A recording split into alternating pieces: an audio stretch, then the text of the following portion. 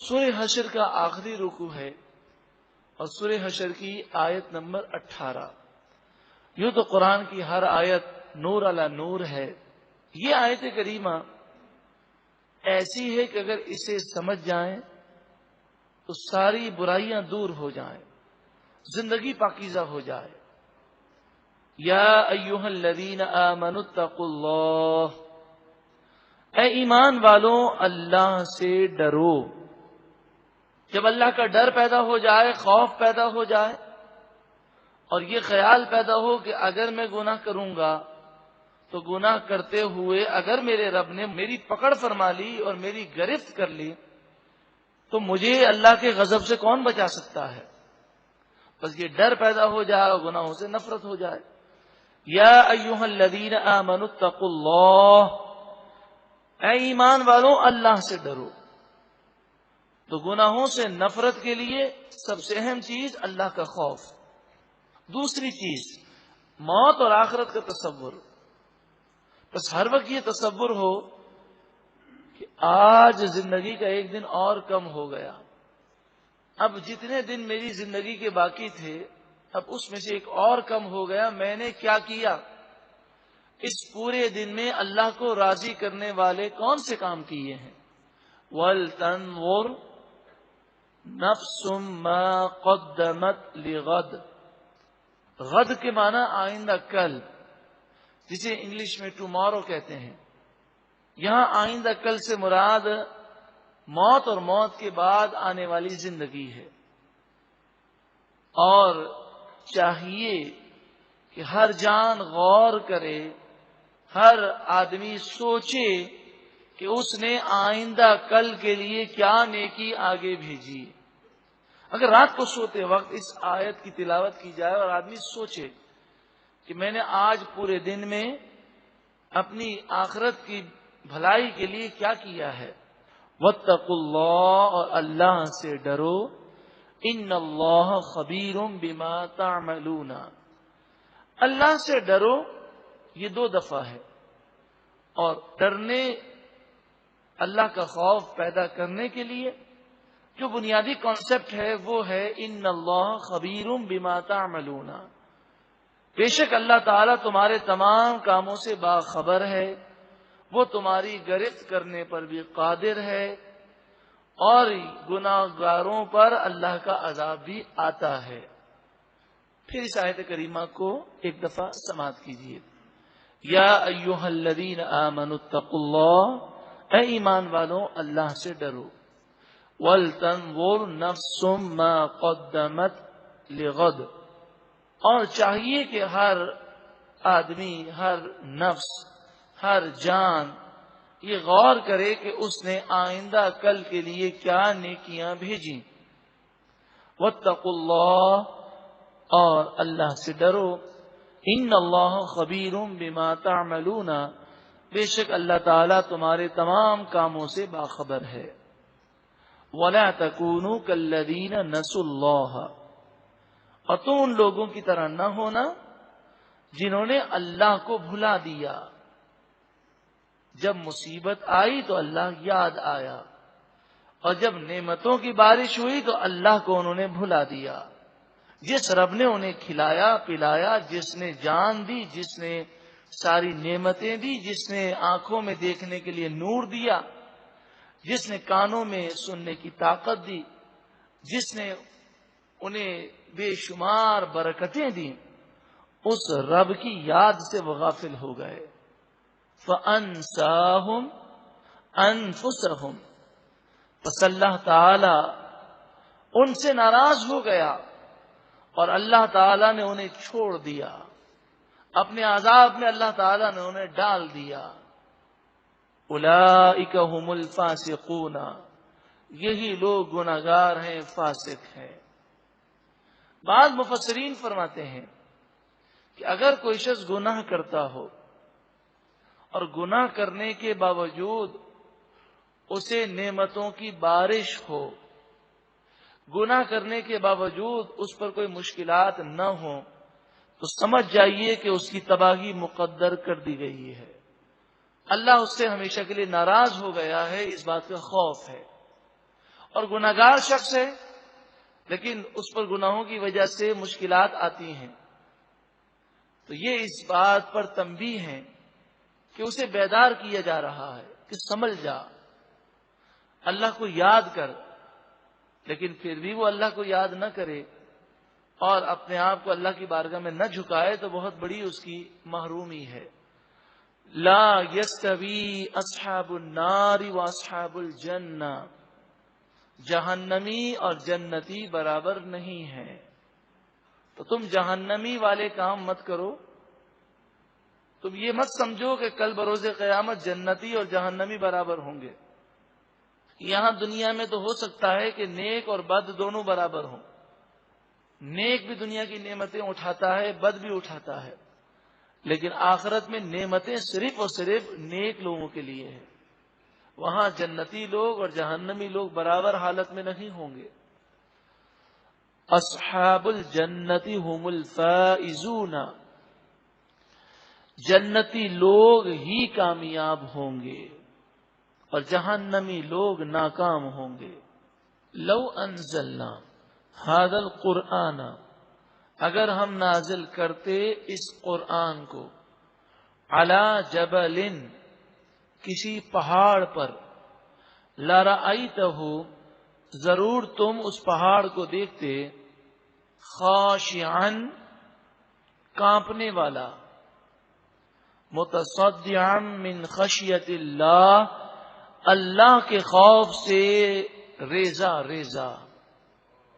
قرآن کی ہیبت اس قدر ہے کہ اگر یہ قرآن پاک کسی پہاڑ پر نازل ہوتا تو قرآن کی ہیبت کی وجہ سے وہ پہاڑ ریزہ ریزہ ہو جاتا۔ اس میں دو باتیں ہیں، ایک بات تو یہ کہ انسان یہ غور کرے کہ اتنا پیارا کلام ہے کہ جو پتھر جیسی سخت چیز کو ریزہ ریزہ کر دیتا ہے، تو ہم کس قدر سخت دل ہیں کہ قرآن سن کر بھی ہماری زندگیوں میں اسلامی اور قرآنی انقلاب نہ آئے تو کس قدر محرومی کی بات ہے۔ اور دوسری بات، نبی اکرم صلی اللہ علیہ وسلم کی شان دیکھیں کہ بڑے سے بڑا پہاڑ قرآن کے نزول کو برداشت نہ کر سکے، میرے آقا صلی اللہ علیہ وآلہ وسلم پر قرآن نازل ہوا اور آپ نے قرآن کے اس نورانی بوجھ کو برداشت کیا۔ ہاں، یہ ضرور تھا کہ جب نزول قرآن ہوتا، وہی نازل ہوتی، تو یہ اس قدر روحانی اور نورانی بوجھ ہوتا کہ اگر حضور صلی اللہ علیہ وسلم اونٹنی پر سوار ہوتے تو اونٹنی اپنے پاؤں پر کھڑی نہ رہ سکتی، اور جب تک وہی نازل ہوتی وہ بیٹھی رہتی اور اس کی اٹھنے کی جرت نہ ہو سکتی۔ اور یہ بھی اونٹنی جو صحیح سالم باقی رہی قرآن کے نزول کے باوجود، یہ نبی اکرم صلی اللہ علیہ وآلہ وسلم کا فیض ہے، ورنہ جب پہاڑ اس نزول کو برداشت نہ کر سکے تو اونٹنی کی کیا حیثیت ہے۔ مگر نبی اکرم صلی اللہ علیہ وآلہ وسلم سے نسبت رکھنے والی اونٹنی بھی فیض اور نورانیت کو پاتی ہے، یہاں تک کہ ایک موقع پر نبی اکرم صلی اللہ علیہ وسلم کسی دراز گوش پر سوار تھے۔ دراز گوش کے معنی ہوتے ہیں لمبے کان والا جانور، ہمارے عرف میں اسے گدھا کہتے ہیں۔ تو دراز گوش مبارک پر نبی اکرم صلی اللہ علیہ وسلم سوار ہیں اور آپ گزرنے لگے تو وہ دراز گوش بدکنے لگا، اچھلنے کودنے لگا، گھبرانے لگا۔ تو صحابہ کرام نے کہا، یا رسول اللہ صلی اللہ علیہ وآلہ وسلم، آپ نیچے اتر جائیں، کہیں آپ کو تکلیف نہ دے۔ تو آپ نے فرمایا، اصل میں یہ شرارت نہیں کر رہا، ہم یہاں سے گزر رہے ہیں تو قریب میں ایک قبر ہے، اس قبر میں عذاب قبر ہو رہا ہے جس کو یہ دراز گوش دیکھ رہا ہے۔ یعنی حضور جس پر سوار ہیں تو حضور کا فیض جب اس کو ملا تو گدھا ایک جانور ہے جس میں عقل و شعور نہیں ہے، مگر رسول اللہ کا جب اسے فیض ملا تو اس کی نگاہیں بھی کھل گئیں، تو خود حضور کی کیا شان ہوگی کہ سرکار دو عالم صلی اللہ علیہ وآلہ وسلم تو فرماتے ہیں، میں وہ دیکھتا ہوں جو تم نہیں دیکھ سکتے، اور میں وہ سنتا ہوں جو تم نہیں سن سکتے۔ وَتِلْكَ الْأَمْثَالُ نَضْرِبُهَا لِلنَّاسِ، یہ مثالیں ہم لوگوں کے لیے بیان کرتے ہیں، لَعَلَّهُمْ يَتَفَكَّرُونَ، تاکہ وہ غور و فکر کریں۔ سورہ حشر کی آخری آیات ہیں، یہ آخری آیات جو صبح کے وقت پڑھ لے تو شام تک، اور شام کو پڑھ لے تو صبح تک 70,000 فرشتے اس کے لیے دعائے مغفرت کرتے ہیں، اور اسی دوران اگر اس کا انتقال ہو جائے تو اسے اللہ تعالی شہادت کا رتبہ عطا فرمائے گا۔ هو اللہ الذی لا الہ الا ہو، وہ اللہ جس کے سوا کوئی معبود نہیں، خدا نہیں، الہ نہیں، عالم الغیب والشہادت، غیب اور شہادت کو جاننے والا۔ غیب پوشیدہ چیز، شہادت ظاہری چیز، تو ظاہر ہو کہ غیب ہو، ظاہر ہو کہ پوشیدہ چیز ہو۔ حقیقی علم صرف اللہ کے پاس ہے، ہمارے پاس جو بھی علم ہے وہ اللہ کی عطا سے ہے۔ عالم الغیب والشہادت، غیب اور شہادت کا وہ خوب جاننے والا ہے۔ پوشیدہ چیزوں اور ظاہری چیزوں سب کو وہی حقیقی جاننے والا ہے، اس کی عطا کے بغیر کوئی کچھ نہیں جان سکتا، اور جسے وہ عطا فرمائے اس کا فضل بڑا عظیم ہے، وہ جس پر فضل فرمائے۔ هو الرحمن الرحیم، وہی سب سے زیادہ مہربان رحم کرنے والا۔ هو اللہ الذی لا الہ الا ہو، وہ اللہ جس کے سوا کوئی معبود نہیں۔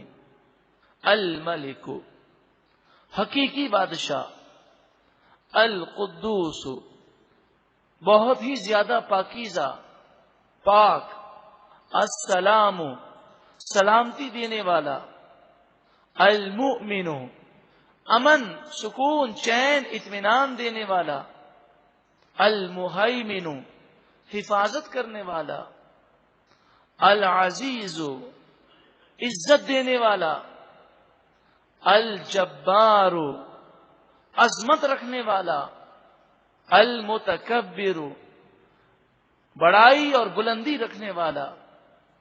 سبحان اللہ، پاکی ہے اللہ کے لیے، عما، ان تمام باتوں سے، یشرکون، ان تمام بتوں سے، ان تمام چیزوں سے اللہ تعالی پاک ہے جنہیں وہ شریک ٹھہراتے ہیں۔ اس کا کوئی شریک نہیں ہے، اس کے علاوہ کوئی خدا، الہ، معبود نہیں ہے۔ هو اللہ، وہ اللہ، الخالق، سب کو پیدا کرنے والا وہی ہے، البارئ، بنانے والا وہی ہے، باری کے معنی بھی ہیں پیدا کرنے والا، المصور، شکلیں صورتیں بنانے والا وہی ہے۔ انسان دنیا کے اندر آیا تو اپنی شکل وہ خود نہیں بناتا، بلکہ جیسی اللہ تعالی چاہتا ہے ویسی اس کی شکل و صورت ہے۔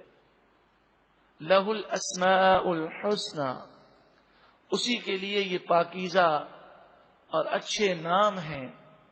یسبح لہ ما فی السماوات والارض، آسمان و زمین میں جو کچھ بھی ہے اسی کی وہ پاکی بیان کرتے ہیں۔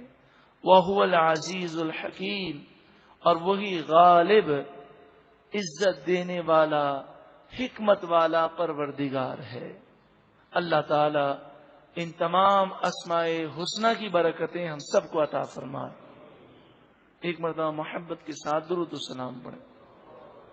صلاۃ والسلام علیک یا سیدی یا رسول، صلاۃ والسلام علیک